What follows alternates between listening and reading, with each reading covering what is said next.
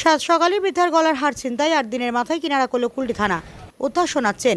সাত সকালে বৃদ্ধার গলা থেকে শোনাচ্ছেন ছিনতাইয়ের ঘটনায় বড় সাফল্য পেল কুলটি থানার পুলিশ। ঘটনার 8 দিনের মধ্যেই 2 অভিযুক্তকে গ্রেপ্তারের পাশাপাশি ছিনতাই হওয়া হার উদ্ধার করল পুলিশ।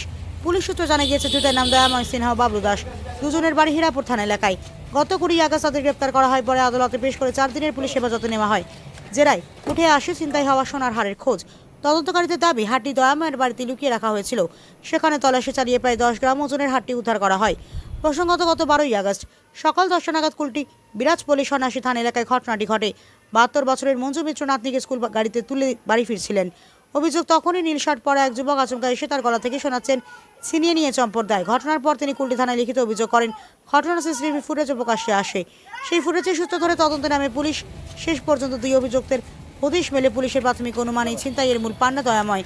তবে এর সঙ্গে আর কেউ জড়িত আছে কিনা তা খতিয়ে দেখা হচ্ছে। দিনের আলোয় জনবহুল এলাকায় এমন ঘটনায় আতঙ্ক ছড়িয়েছিল। অভিযুক্তরা ধরা পড়ায় ও গয়না উদ্ধার হওয়ায় স্বস্তি এলাকাবাসী।